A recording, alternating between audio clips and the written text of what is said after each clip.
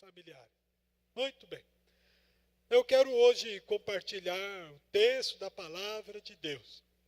Lá no livro de Judas, hoje eu vou quase no final da Bíblia, lá no livro de Judas, o penúltimo livro da Bíblia, que é o livro de Judas, meio irmão de Tiago, mas não é o Judas Iscariotes, outro Judas.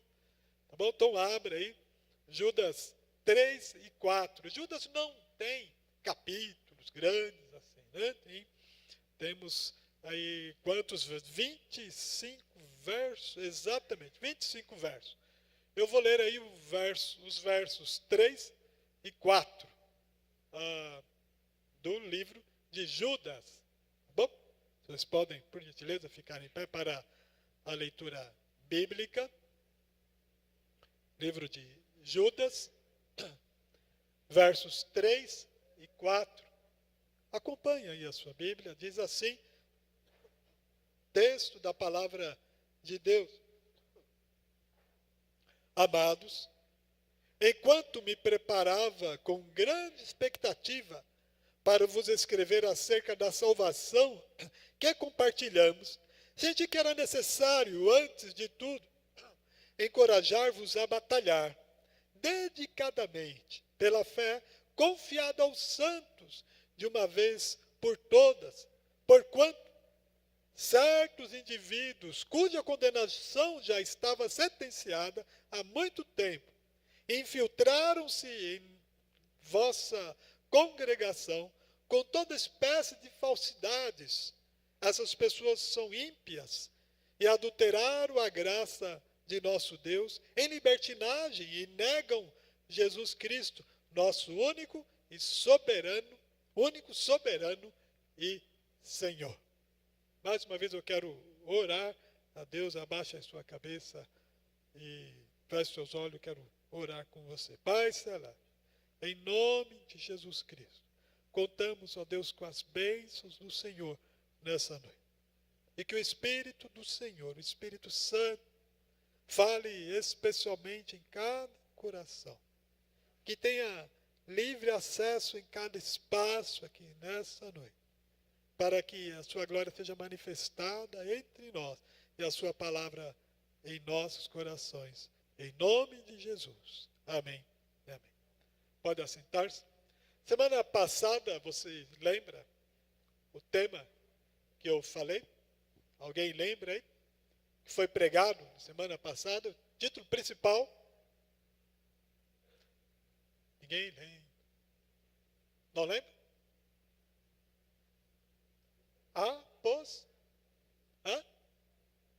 Apostasia. E que é apostasia? Falamos isso, né, sobre esse tema, apostasia, que é, na verdade, aquela escapada da fé, a fuga da fé. Vocês lembram que eu falei sobre isso? E que lá no passado, na igreja do primeiro século, a gente percebeu que muitos abandonaram a Cristo. Muitos abandonaram a fé. Muitos deixaram a fé por vários motivos. E às vezes justificam os seus próprios motivos por abandonar a fé. Falamos de algumas exortações da palavra de Deus quanto a este assunto. E hoje, um assunto diferente aí, eu trago então essa palavra apologia cristã, que venha ser isso. Apologia cristã, a gente estuda a defesa da fé. A defesa da fé cristã, da fé bíblica. É lutar e se esforçar para defender com toda a ênfase, todo o propósito, tudo aquilo que Deus nos dá, e através do nosso testemunho, como falamos pela manhã, a firmeza da nossa fé. Por isso, então, há um propósito naquilo que Judas escreveu, esse texto. Na verdade, ele quer promover uma convocação para que os cristãos se levantem em defesa da fé cristã. E nós somos acostumados a defender muito o nosso time de futebol. Defendemos muitas vezes o nosso perfil político. Defendemos todos os nossos argumentos que muitas vezes temos. Queremos e criamos um mecanismo de defesa daquilo que muitas vezes nós acreditamos.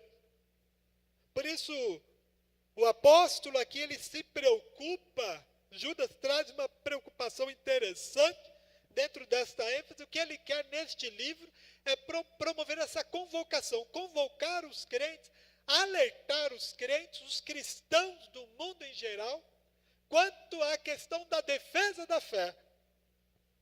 Procurar, lutar e se esforçar de proclamar o reino de Deus, que é um tipo de defesa da fé. Diferente do nosso mundo de hoje, houve alguns movimentos, e por isso o apóstolo Paulo, por exemplo, vou lembrar dele, que ele traz lá, na carta que ele escreve aos primeiros Coríntios, Paulo defende a doutrina da ressurreição. O apóstolo Paulo, ele foi um grande defensor, um grande apologeta, assim dizer. E também escrevendo aos Gálatas, já coloquei ali, Paulo defende o cristianismo da graça, da influência negativa do cristianismo legalista que queriam viver alguns judaizantes. Então, a gente vê o apóstolo Paulo fazendo algum tipo de defesa, querendo mostrar o valor das escrituras sagradas, o valor da salvação, o valor do que é realmente o verdadeiro cristianismo. Vocês sabem que os cristãos do primeiro século, muitos deles, deram as suas vidas nas arenas, deram suas vidas nos postes das ruas como tochas, porque exatamente procuraram defender a sua fé e não negar. Outra imagem a gente vai ver também que na carta que João escreve, o apóstolo defende o cristianismo do evangelho gnóstico, que negava a doutrina da humanidade de Cristo. Eu sempre destaco isso durante a semana, que as cartas de 1 João, 1ª, 2ª e 3ª João, tinham um propósito exatamente de focar na necessidade de combater o gnosticismo, que era uma filosofia que procurava o autoconhecimento e negava a humanidade de Cristo. Era assim em todo o Novo Testamento. Na carta aos Hebreus, a gente vai ver uma outra situação. É defendida a ideia da supremacia de Cristo sobre a lei judaica, a ponto que Cristo está acima de todas as coisas. Ele é o sacerdócio real. Ele é o sumo sacerdote. Então, se a gente olha para toda a história do cristianismo, a gente vai ver os apóstolos defendendo a causa de Cristo, não negando em nenhum momento os seus comportamentos, as suas falas, os seus escritos. Eram escritos que defendiam a palavra de Deus e que se fortaleciam nesta defesa de poder, então, permanecer com Jesus. A pergunta é, hoje, vivemos numa época que chamamos da pós-modernidade. E você, como tem sido um defensor da palavra de Deus? Um defensor da fé que você diz crer? O defensor da palavra de Deus, que é a Bíblia, e diante de tantos movimentos que existem hoje, trouxe uma lista de alguns desafios da nossa fé, do nosso tempo.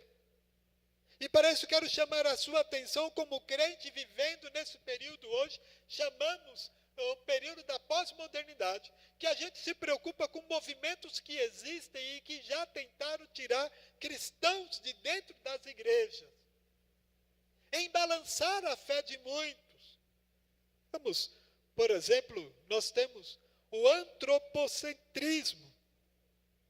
Que bicho, que é isso? Está explicado aí. Esta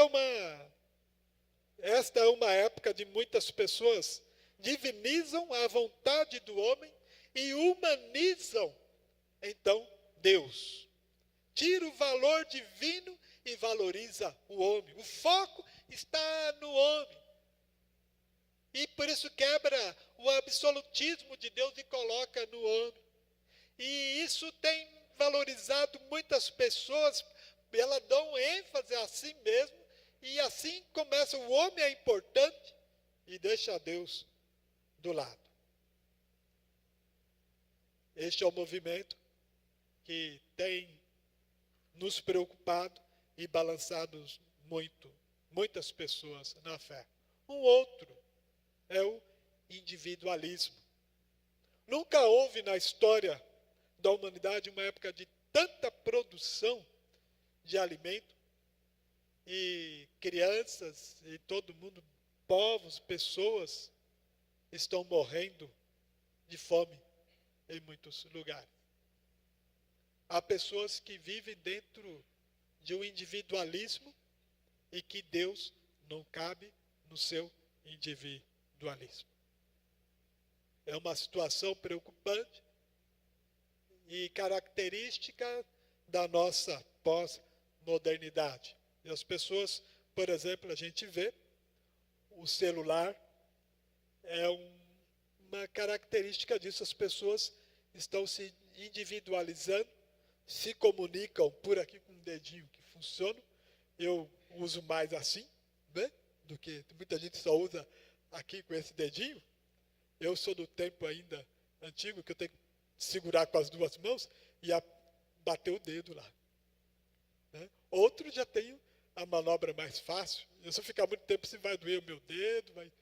Né? Este é um objeto da pós-modernidade e que traz uma característica do individualismo também. Outro que eu quero destacar, e já falei em outra oportunidade, é esse tal de hedonismo. É um movimento filosófico. Teve a sua origem nos ensinos dos epicureus, cuja máxima era: comamos e bebamos e amanhã morramos. O que mais importante, então, é eu me satisfazer. E coloca assim, os edomitas ensinavam que o certo é aquilo que é prazeroso, que é agradável. A satisfação, a autossatisfação. O edomismo considera que o prazer individual é o único bem responsável por o ser humano, que alegra o ser humano. Ele, estando satisfeito, sentindo prazer, ele está bom, ele está bem, e isso proporciona felicidade para o homem. É uma característica de nossa época também. Outro. Isso também eu já falei desse movimento aqui. O relativismo tem sua gênese no pensamento de Hegel, filósofo alemão, e ele dizia: todo certo tem um pouco de errado, e todo errado tem um pouco de certo. Tudo é relativo. Quebra é aquela ideia da soberania de Deus, do absolutismo de Deus. O mal nem sempre é tão mal, e o bom, o bem, não é tão bem assim. Vocês já ouviram isso? É alguma coisa que tem acontecido no nosso tempo, e muitos têm se envolvido nesta ideia do relativismo. Tudo é relativo. Se você vai pregar, falar do amor de Cristo, da eternidade, da salvação, da necessidade do perdão, da realidade do pecado, as pessoas vão falar: não, o pecado é relativo. Não é absoluto. Por isso, então, é necessário que venhamos a refletir sobre esse movimento e essa situação, que é uma característica também da nossa época. Você nem precisa falar. O materialismo é uma filosofia que superestima o material, o físico palpável. Aí descarta a fé, descarta aquilo que você não vê. Por isso, então, os materialistas julgam o mundo espiritual como abstrato. A Bíblia vai falar que sobre a fé, o que é a fé? Nós vamos ver lá no autor aos Hebreus, o que o autor aos Hebreus fala sobre fé. O que é a fé? Qual a definição bíblica de fé? Quem lê aí? Aos Hebreus 11, não é isso? Na Galeria dos Heróis da Fé, verso 1. Abre a sua Bíblia, vamos ver lá o que é fé. O que é fé? Firme fundamento do quê? Isso. Então vamos ler o versículo para ficar mais bonitinho aí? Quem lê para a gente? Fique em pé e leia para nós alto e bom som aí.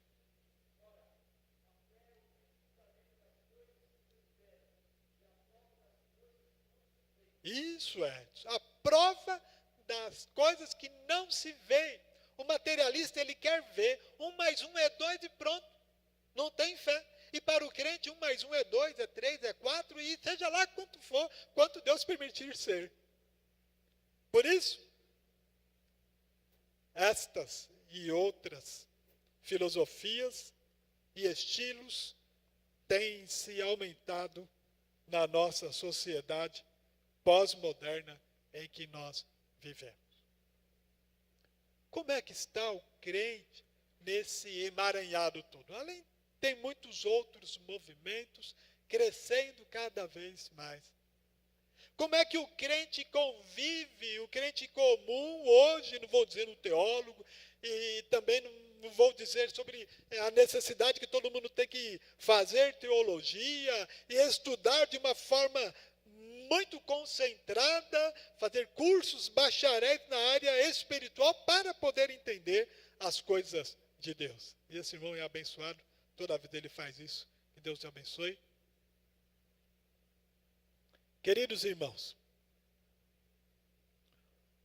vivemos na nossa sociedade.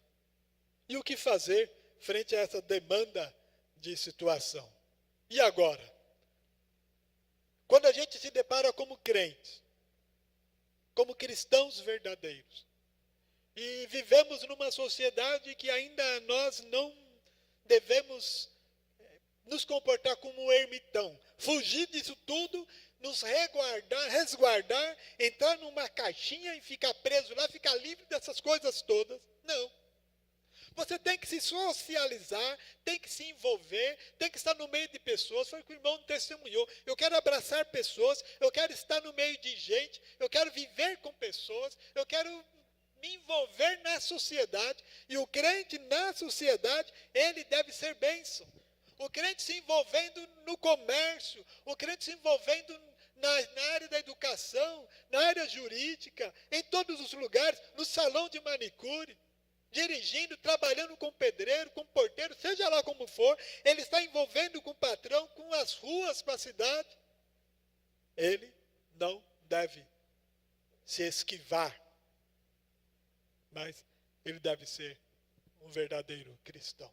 Como crente hoje, vive no meio dessa sociedade maligna, perversa, com todos esses movimentos, e com certeza você conhece pessoas que seguem esse tipo de filosofia de vida. E a filosofia cristã? A gente observa no próprio texto, no próprio livro de Judas. Eu quero partir mais para frente agora, lá quase no final. Pouco antes, no 17º verso em diante. Verso 17. E daí a gente vai observar alguns pontos interessantes, que são instrumentos bíblicos. Palavras de Deus para vivermos num movimento como esse. Primeiro, ali no verso 17, que diz assim, próprio Judas vai dando essas condições, que eu quero passar para vocês agora, proveniente da própria palavra de Deus. E diz assim o verso 17, vós, entretanto, amados, Lembrai-vos das palavras anteriormente proferidas pelos apóstolos de nosso Senhor Jesus Cristo. Primeira ênfase. O autor aqui, o apóstolo, vai mexer com a nossa lembrança. E a expressão aqui no português vai dizendo, lembrai-vos. Traz a marca da lembrança. Procura ver na palavra de Deus o que os apóstolos aprenderam de Jesus Cristo, o que aprendemos do próprio Senhor para a nossa vida. A palavra de Deus deve ser lembrada e é o único mecanismo, o único instrumento para que nós venhamos a nos deparar de frente com situações dessa natureza, com filosofias vãs, com argumentos heréticos que querem, na verdade, afastar você da fé. São movimentos, são características que aparecem de uma forma muito sucinta. Lembrai-vos da palavra de Deus. Lembrai-vos de que existe todo o conteúdo na palavra de Deus para que nós venhamos a nos firmar nela. Lembrai-vos dessas palavras proferidas pelos apóstolos em Cristo Jesus.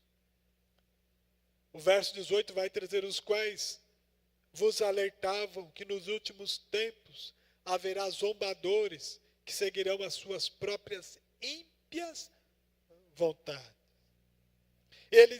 Esses são os que provocam divisões.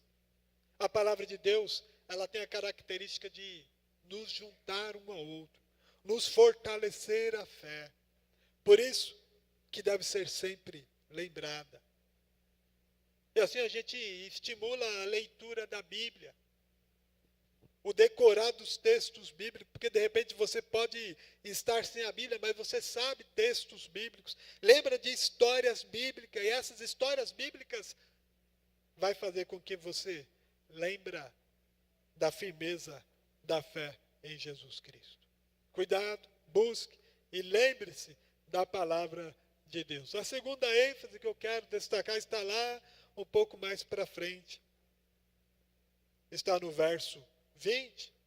Vós, porém, amados, edificai-vos na santíssima fé que tendes, orando no Espírito Santo. É uma fé que não se pode abalar. Então, o que Judas vem dizendo, amados do Senhor, quando ele trata de uma forma carinhosa, ele quer mostrar aqui aos crentes, fortalecei-vos nessa edificação, procurai edificar-se na santíssima fé. É uma fé então santa, é uma fé zelosa, uma fé voltada da palavra de Deus, que complementa-se e se fortalece em oração no Espírito Santo. O crente que busca conhecimento na palavra de Deus, ele se edifica. Ele fortalece a sua vida no Senhor. E a gente insistentemente fala. E nós temos os nossos horários de cultos na igreja. Mas a gente se preocupa com aquele que não vem na terça, não vem na quinta, esporadicamente no culto da manhã e na escola, esporadicamente no culto da noite. Como vai o irmão ou a irmã se edificar? Será que durante a semana a preocupação nossa é esta? Será que durante a semana há a busca da palavra de Deus? Será que durante a semana a gente se preocupa, aquele irmãozinho, aquela irmãzinha se preocupa nas devocionais diárias que devem existir? Será que se preocupa na abertura da Bíblia e meditar de uma forma cronológica, de uma forma mais organizada, e de chamar a sua esposa, de chamar o seu marido, de chamar a família para a oração, para a meditação? De dar o alerta para aquele filho, filho, você está errado, a palavra de Deus não diz isso, e você está desobedecendo a Deus. Hoje de manhã nós estávamos na escola dominical, o irmão estava lembrando de uma tela que colocamos lá, que mostra uma palavrinha, disciplina. E é preciso que nós tenhamos disciplina espiritual. Para uma igreja com crentes edificados na Santíssima Fé, é necessário essa disciplina espiritual, o cuidado espiritual para com a sua casa, para com a sua fé, para com a sua vida, para com o seu movimento cristão. Só nos edificamos quando buscamos a palavra de Deus que diz: buscar-me-eis e me achareis quando o quê? Buscardes de todo o vosso coração. É preciso que haja essa busca, senão você não vai se edificar. Vindo uma vez por semana. Talvez você não se fortaleça totalmente. Por isso é necessário essa edificação e mostrar que tem fome da palavra de Deus. É preciso que aconteça isso na vida do crente. Porque os movimentos, as filosofias, estilos de vidas filosóficos vão crescendo cada vez mais para tentar te tirar da fé. Para tentar, de uma forma ou de outra, te tirar de Deus. Eu tenho, como pastor, me preocupado com isso. Em que, quando falamos semana passada sobre a apostasia, é dentro desta preocupação. Quando hoje eu falo sobre esta apologética cristã, eu quero dizer que a melhor apologética cristã é a busca da palavra de Deus. É a busca ao Senhor. É orar. É se quebrantar diante de Deus. É lembrar das coisas da fé. É lembrar que um dia você tomou uma decisão ao lado de Jesus. É lembrar que um dia você deu um testemunho, uma profissão de fé. É lembrar que há um Deus grande e poderoso. E muitas vezes nós lembramos apenas dos nossos pecados, dos nossos erros. E Satanás nos acusa. Ah, você não pode ler a Bíblia hoje, pegar a Bíblia hoje. Porque você é pecador, não tem condições sequer pôr a mão na Bíblia. Ou vai queimar a sua mão, toma cuidado. São arminhas que são lançadas para querer te tirar da fé, para querer combater ainda um pouquinho de fé que há em você, há na sua vida. E a gente tem visto nos nossos tempos pessoas que estão vivendo sozinhas, querendo desenvolver um estilo de vida diferente daquilo que é vivido dentro das igrejas. E por isso, absorvem-se para si um estilo de vida totalmente longe do estilo de vida que Jesus colocou para o cristão. Ser cristão é viver o estilo de vida de Jesus. Ser cristão é reconhecer a sua pequenez diante de Deus. Como João Batista eu sempre falo, convém que eu diminua e que Cristo cresça cada dia mais. Por isso, queridos irmãos, a melhor forma de lutar é estar, então, servar-vos no amor de Deus, aguardando confiantemente a misericórdia de nosso Senhor e Salvador Jesus Cristo. Talvez você já tenha ouvido uma expressão admirável, misericórdia. A gente ouve, ou lê, ou vê um fato, eu mesmo acabo mencionando, misericórdia. Estamos no mundo, queridos irmãos, que a gente olha e devemos clamar, misericórdia, Senhor. Tenha misericórdia de nós. Diante de uma realidade tão ruim, e o crente, o verdadeiro cristão, ele tem que clamar, Pai, tem misericórdia de nós. Por isso, queridos irmãos, essa expressão no verso 21, conservai-vos no amor de Deus, o imperativo que Judas coloca o apóstolo dizendo aqui, aguardando confiantemente as misericórdias de Deus. E toda a misericórdia de Deus já foi apresentada na pessoa de Cristo Jesus, quando Ele mesmo entregou-se a si mesmo por nós. Por isso, queridos irmãos, esta ênfase deve ser lembrada na nossa vida. São 3 destaques importantes. Lembrai-vos das palavras anteriormente proferidas pelos apóstolos. Edificai-vos na sua vida na santíssima fé. Uma fé não vã, mas verdadeira. Uma fé com foco, com realidade. Uma fé ciente de que servimos e adoramos. Para onde vai a nossa oração? Aonde chega a nossa oração? Talvez você, com a sua oração, sequer passa daquele teto da sua casa.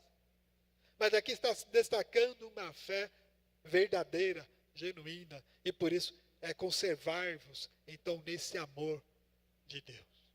Para andar, não no amor do mundo. Quem se afasta de Deus, abraça um amor que não é um verdadeiro amor. E Deus, em Cristo Jesus, nos mostrou o grande amor em entregar o seu Filho unigênito. Eu quero concluir, queridos irmãos, com este verso, que faz ênfase lá no finalzinho, quando Judas, ele completa a sua palavra com este lindo verso. E a gente olhando o conteúdo deste verso, Judas ele conclui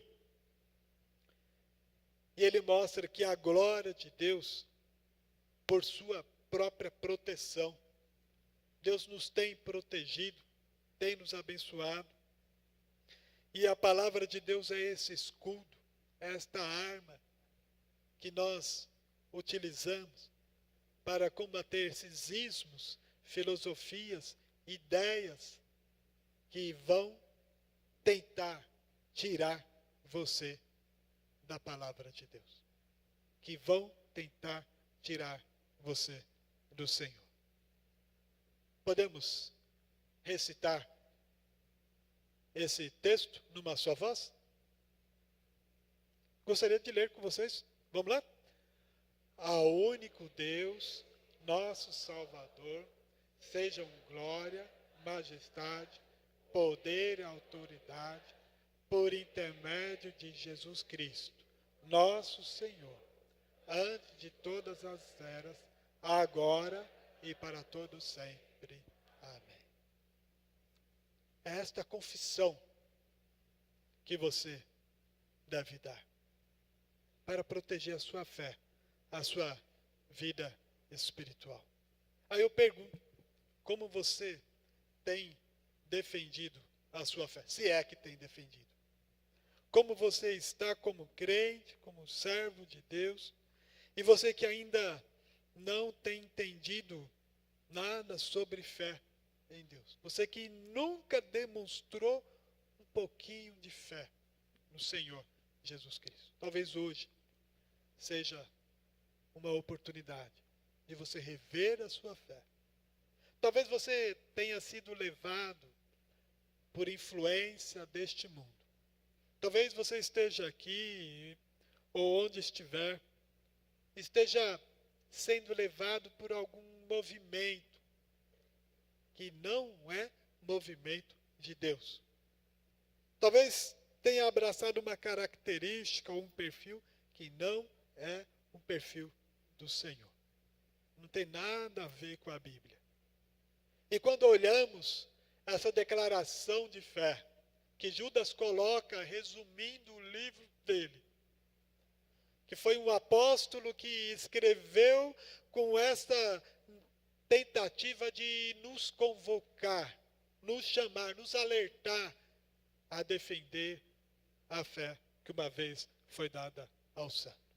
Eu gostaria que você abaixasse a sua cabeça agora, estivesse meditando sobre tudo isso, sobre a sua fé diante do Senhor, sobre essa necessidade que deve ter de buscar a Deus. E ore aí no seu cantinho, ore aí no seu lugar. E eu quero que você faça essa mesma confissão de fé que Judas fez quando ele se colocou e disse: ao único Deus, nosso Salvador, seja glória, majestade, poder, autoridade.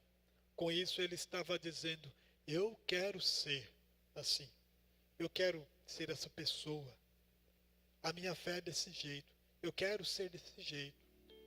Se você quer experimentar essa fé verdadeira, genuína, fé de Deus, fé em Deus, fé na pessoa de Jesus Cristo, se você está balançado na sua fé, sente essa necessidade de voltar-se ao Senhor, é necessário que hoje você faça essa declaração de fé. Eu quero Ele como o único Senhor, o único Salvador da minha vida. Eu quero confessar que Ele é o único Deus. Eu quero crer, quero envolver a minha vida, quero ter esse perfil bíblico, mas eu não tenho força. Por isso eu quero orar por você. Se você não tem força para viver uma vida de fé, agradando a Deus, eu quero orar para a sua vida. Se você se sente esgotado, abalado na sua fé, mas sente esta necessidade de se fortalecer no Senhor, de buscar na palavra, eu quero orar por sua vida. Se você se sente cansado na sua vida inteira e quer uma transformação, eu quero orar por você. Se você sente assim, faça o sinal com a sua mão para eu ver onde você estiver. Eu quero orar em favor da sua vida. Alguém nessa noite com esse perfil? Amém. Deus abençoe, pode abaixar. Quem mais? Amém. Aquela jovem, Deus abençoe, pode abaixar a mão. Amém. Deus abençoe, pode abaixar a mão. Quem mais sente essa necessidade? Amém. Deus abençoe, pode abaixar as mãos. Quem mais sente o fortalecimento, a necessidade disso? Alguém mais? Amém. Deus abençoe. Amém. Amém. Graças a Deus. Deus abençoe. Quem mais? Amém. Graças a Deus. Deus abençoe. São vidas especiais que sentem essa necessidade de ter uma convicção da sua fé, um fortalecimento. Peço toda a igreja, por favor, se coloque em pé nesse momento. Eu quero orar por essas vidas que levantaram as mãos. Eu gostaria de estar com elas aqui na frente comigo. Vocês que levantaram as mãos, por favor, pode vir. Vem aqui na frente para eu apresentar vocês diante do Senhor, diante de Deus. Sai do seu lugar, vem aqui. Por favor, pode vir, por gentileza. Outros mais que sentem a mesma coisa, pode vir, fica aqui pertinho. Pode vir, por favor. Deus vai abençoá-los grandemente. Pode vir, fica aqui perto. Deus vai abençoar. Fica aqui pertinho, filho. Chega aqui pertinho. Deus abençoe. Quem mais tem esse sentimento, quer sair do seu lugar também, quer se fortalecer no Senhor, na força do seu poder, fazendo essa convicção que Ele é digno de toda a honra, toda a glória, todo louvor, todo poder? Pode vir. Nós queremos apresentá-los diante do Senhor, para que tenhamos essa convicção, essa certeza, para que em nada sejamos abalados, mas fortalecidos pela graça e misericórdia do Senhor. O mundo tem tantos desafios para a fé e quer nos abalar, quer nos abater, mas Cristo está conosco. Ele tem todo o poder, toda a majestade, toda a glória, e por isso nada vai nos abater ou nos derrubar quando estamos com Jesus, quando estamos com Cristo, quando confessamos que Ele é o único digno de receber todo louvor, toda honra, toda glória. Então, é isso que Deus faz conosco. E louvado seja Deus por isso. Glória seja dada ao Senhor, porque Ele te protege e te guia e transforma a sua vida. Feche seus olhos, quero orar apresentando esses irmãos diante do Senhor. Pai Celeste, estamos concluindo esse culto nesta noite.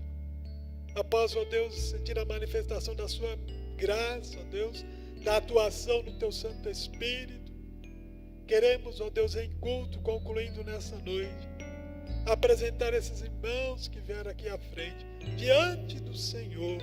O Senhor conhece, ó Deus, todas as lutas, todas as dificuldades, todos os corações que se manifestaram aqui nesta noite. Senhor, o seu poder, a sua graça, seja sobre esses irmãos, de uma forma especial, ó Deus, para que haja manifestação do teu Santo Espírito de forma completa na vida desses irmãos. Proteja-os, firma-os sua fé, ó Deus, e que eles busquem na palavra do Senhor. Tenha misericórdia dessas vidas. Quantas lutas, quantas dificuldades, quantas ansiedades e preocupações, mas queremos colocar tudo no trono do Senhor, porque o Senhor é poderoso, o Senhor é um Deus forte, o Senhor que transforma vidas, o Senhor promove a salvação, a restituição, e valoriza-nos, ó Deus, na cruz de Jesus. Por isso, ó Pai, em nome de Jesus, pelo sangue de Jesus, que haja perdão, que haja reconciliação, que haja volta ao Senhor, que haja o transformar, a adoração, a confissão, uma nova vida. Ó Pai eterno, abençoe grandemente esses irmãos, para que, ó Deus, a alegria do Senhor seja estampada em seus rostos, seus corações, que continuemos a nossa fé firmados em Cristo Jesus, porque assim seja dado toda a honra, toda a glória e todo o louvor por estas vidas e por todos aqui presentes. Queremos apresentá-los diante do Senhor, em nome e pelo amor de Jesus. Amém. Amém. Deus abençoe. Pode assentar-se. A igreja pode assentar. Nós vamos louvar a Deus nesse momento. Letícia vai assumir aqui.